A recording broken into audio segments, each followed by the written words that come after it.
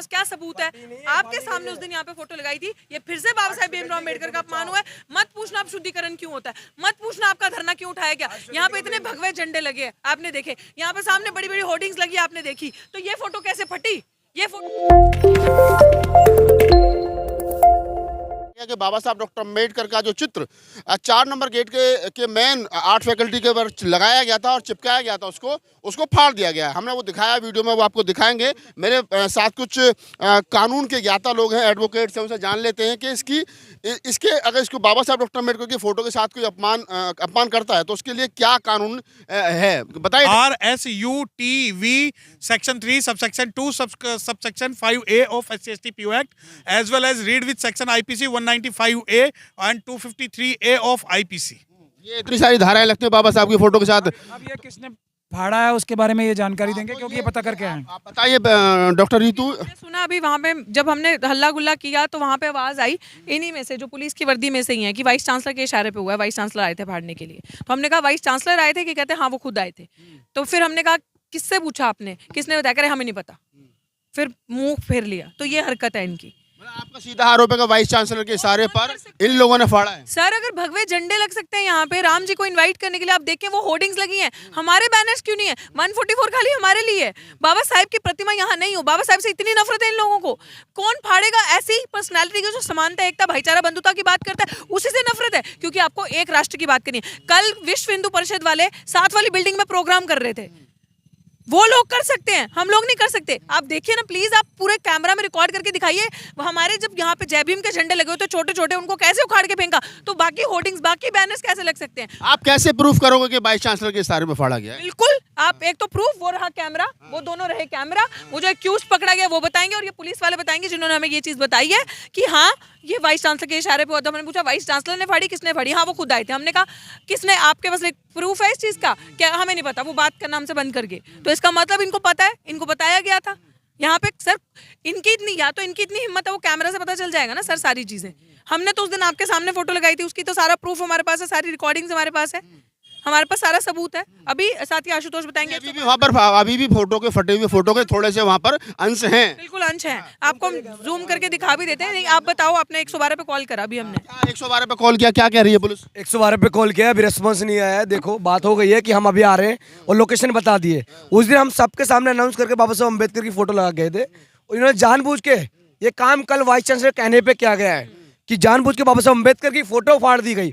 इस यूनिवर्सिटी में एक तरीके से यहाँ RS की शाखा और सब चीज है, मान्यता है, लेकिन बाबा साहब अम्बेडकर जो सिंबल ऑफ नॉलेज है, इस भारत में Indian father of Indian constitution है, और तमाम एक शोषित और जो वंचित तबके हैं उनके बहुत बड़े उनके सुधारक है, समाज सुधारक है, मसीहा है। तो उनको उनकी फोटो फाड़ देना, ये आइडिया ऑफ नॉलेज किसकी है? अम्बेडकर साहब की है ना। उनकी फोटो यूनिवर्सिटी हटा देना, ये कैसी यूनिवर्सिटी हो गई है? कैसी यूनिवर्सिटी हो गई है? आप आशुतोष हैं, छात्र नेता हैं। लेकिन मैं इससे पहले एक बात बोलना चाहती हूँ सारे मीडिया के साथियों से कि प्लीज अभी थोड़ी देर रुकिएगा, और यहाँ पे हमें तो हटाया ना 144 का नोटिस देके, वहाँ पे देखिएगा अभी थोड़ी देर में शाखा लगेगी और आपको रुक के वो कवर करना पड़ेगा। वो हमने कई बार दिखाया है, इसी के साथ आपको लगाना पड़ेगा कि आज हमारी, आपने कल देखा क्या दुर्दशा करी थी पुलिस वालों ने, सब VC ने, वाइस चांसलर ने अपने गुंडे भेज के। अब आप उस तरफ देख लीजिएगा, लॉ फैकल्टी की तरफ जाएंगे, पुराना इस तरफ ओल्ड लॉ फैक, वहां पे देखिए आप कैसे भगवा झंडे लगे हैं। यहाँ पे जाकर देखिए आप न्यू लॉ फैक, उसके बाहर भी भगवा झंडे लगे हुए। हमारा बैनर क्यों नहीं रह सकता? बाबा साहब की फोटो क्यों नहीं रह सकती? ऐसा क्या बड़ा अपराध किया हमने? और बाबा साहब की फोटो फाड़ना इतना बड़ा क्राइम, और ये अपमान अब नहीं सहेंगे। उसके लिए ना धरना कर सकते, अब पहले शुद्धिकरण करो, फिर बाबा साहब की फोटो फाड़ो, फिर हमें लाठियां मारो। इसीलिए पैदा हुए हैं क्या हम? इसीलिए सारी चीजें देखेंगे क्या हम संविधान को बचाने की बात कर रहे हैं, लठ खाओगे। अगर एक हिंदू राष्ट्र की बनाने की बात करते हो आप तो सब अच्छा है, हिंदू राष्ट्र बनना चाहिए। यूनिवर्सिटी को भगवाकरण कर दो। यूनिवर्सिटी सेकुलर है कि नहीं है? ये इन्होंने उसका खत्म कर दिया सब कुछ। हम नहीं झेलेंगे, हम नहीं होने देंगे। हमारी नस्लें कहाँ जाएंगी? इनके तो बच्चे आके पढ़ेंगे, पढ़ के विदेश जाएंगे, हमारे बच्चे क्या गटर में जाएंगे दोबारा? इसलिए हम यहाँ पे बैठे, खा लेंगे लाठी, सब चलेगा अपने शरीर पे, लेकिन अपनी आने वाली नस्लों के लिए ये रास्ते ऐसे नहीं छोड़ के जाएंगे। हम यहीं रहेंगे, यहीं गाड़ेंगे झंडा। और झंडा कौन से लोग हैं जिनको बाबा साहब से इतनी नफरत है कि फोटो से भी उनको घृणा है, फोटो तक फाड़ दी? चांसलर, ये जो जिनके अंदर खाकी के अंदर भगवा, ये पुलिस वाले, रजिस्ट्रार सविता रॉय जो एक रणवीर सेना की सबसे बड़ी गैंगस्टर है, उसको, फिर अब रजनी अब्बी, ये सब लोग इसीलिए तो बैठे। रजिस्ट्रार के बारे में तो कहा जा रहा है, सोशल मीडिया पे खबर है कि कल आपको बुला करके नौकरी ऑफर की है उन्होंने। सोशल मीडिया पे खबर है, बहुत अच्छी बात है। हम लोग क्या करते हैं ना, ये आप पर्सनालिटी देख रहे हैं साथ खड़े होके, इसीलिए हम लोग फेयर एंड जस्ट चीज़ों में बिलीव करते हैं। इसीलिए जब हम अंदर गए, हमने बाहर दरवाजे से ही वीडियो रिकॉर्डिंग स्टार्ट करी थी। और आपको हम बताएंगे कि हमने कल प्रेस कॉन्फ्रेंस करनी थी, लेकिन प्राचा साहब की थोड़ी तबीयत ढीली है, तो आज कोर्ट में भी हेयरिंग थी, पूरी टीम वहां से आ रही है, हमारे पास पूरी वीडियो रिकॉर्डिंग है, हम कितना डेलीगेशन यहाँ से गया था और हम क्या बात करके आए, और डॉक्टर रितु का मुद्दा कहाँ है वहां पे आप देखोगे, डॉक्टर रितु का मुद्दा कौन से नंबर पे है, और आप देखोगे ये सारी चीजें कि नौकरी मांगी, ये सबके लिए न्याय मांगा, ये सबके लिए जिनकी थाली से खाना। ये तो सच्चाई है ना कि कॉलेज प्रशासन की तरफ से आपको नौकरी ऑफर की गई, आप मना करके चले आए? नहीं नहीं, बिल्कुल नहीं, ये कोई कल ऑफर नहीं की गई, बहुत सालों से। कल क्या बात हुई थी वाइस चांसलर के साथ? हमारे पास पूरी वीडियो है, आपको दिखा देंगे। उन्होंने हमें कहा था कि आपके क्या इश्यूज हैं, क्या मुद्दे हैं। हमने उन्हें अपने मुद्दे बताए थे कि इमीडिएट बैकलॉग जो है वो फिल किया जाए, जितना भी बैकलॉग SC ST का है उसका स्पेशल ड्राइव निकाल के, जैसे बाकी यूनिवर्सिटीज कर रही हैं, आप करो। और अगर आपके नॉलेज में ये चीज़ है कि बैकलॉग है और आपने नहीं दिया अभी तक, तो उसका रीजन आप बताएं। और हमारा जो सविता रॉय जो है और रजिस्ट्रार, उसको सस्पेंड अभी तक FIR होने के बावजूद दोनों को क्यों नहीं किया? क्योंकि दोनों पे SC ST एक्ट के अंदर FIR है। अगर आपने नहीं किया तो उसका रीजन दीजिए, और आप कब कर रहे हैं ये बताइए, क्योंकि उसके ऊपर चार्जशीट भी जमा हो गया क्रिमिनल के ऊपर, क्रिमिनल सविता, क्रिमिनल चार्जेस होने के बावजूद डॉक्टर सविता रॉय बाहर गई विदेश में। क्या ये आपके नॉलेज में था? क्या वो किसी ऑफिशियल काम से बाहर गई थी? क्या ये आपके नॉलेज में? अगर नहीं है तो इसका रीजन दीजिए। फिर उसके बाद ऐसे ऐसे फैकल्टीज की रामजस कॉलेज में अपॉइंटमेंट्स हुई हैं, और बाकी कॉलेज, एक एग्जांपल दे रही हूं मैं, जिनके 4-4 फोर्ज आधार कार्ड है, फेक आधार कार्ड। तो क्या ये आपके नॉलेज में है? क्योंकि इनके नॉलेज में था। 2 महीने उनके इंटरव्यू पे स्टे लग गया था, फिर क्लियर कर, इंटरव्यू लेके उनकी नौकरी पे स्टे लग गया था, फिर क्लियर कर दिया था। और उनका जब कॉल रिकॉर्ड्स, बहुत सारी चीजें हमारे ऑफिस में हमारे पास आई हैं, उन लोगों ने हमें अप्रोच किया। तो यहाँ पे मैंने कल क्या कहा था, क्राइटेरिया क्या है दिल्ली यूनिवर्सिटी में आज नौकरी पाने का? या तो ये, या तो वुमेन अगर आप हो तो आपको अपने साथ समझौता करना पड़ेगा। रात को 1:30 बजे से लेकर 2 बजे तक, सुबह 4:30-5 बजे तक कॉल एक्सचेंज हुए बिटवीन द गर्ल जो अपॉइंट हुई है as a permanent faculty and the chairman of the college. Is this the criteria to get a job in DU? Do you think that we women now need to choose this road to get a job in the one of the affiliated premium university of India? हमें ये करना पड़ेगा अब।